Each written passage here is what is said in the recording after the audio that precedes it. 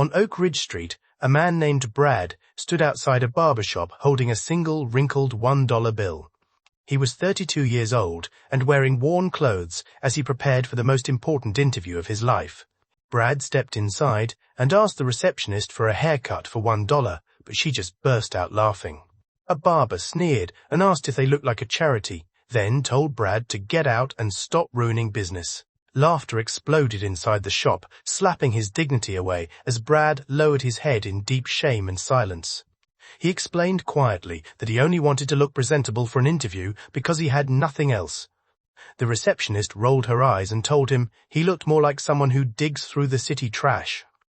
That was when the shop owner Harrison heard the noise and stepped out from the back to see the commotion. Harrison looked at his staff and said sharply that he would not allow anyone to be treated like this here.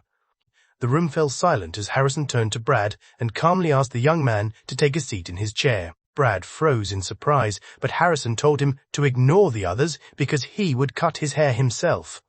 As the clippers moved, Brad felt the weight of the world lifting while the barbers watched in stunned silence. When the haircut was finished, Brad looked into the mirror and saw a man he did not recognize through his tears. He held out his wrinkled $1 bill and softly admitted that he was homeless and it was all he had. Harrison gently pushed the money back and told Brad to keep it because he clearly needed it much more. Then Harrison walked to the back and returned with a clean suit that was not new but still very sharp. He said it might open a door for Brad and smiled because God does not bless hands that stay tightly clenched. Brad broke down in tears of gratitude before leaving the shop to face the interview that would change him. That day, Brad passed his interview and began a long journey of working hard to climb the corporate ladder.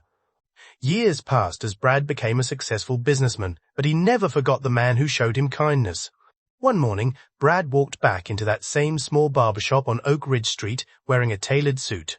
Harrison did not recognize the successful man standing before him until Brad reminded him of the $1. Brad told Harrison that when everyone else rejected him, Harrison was the only one who saw his true worth. Brad placed a set of keys on the counter and explained he had bought the shop and paid for it in full.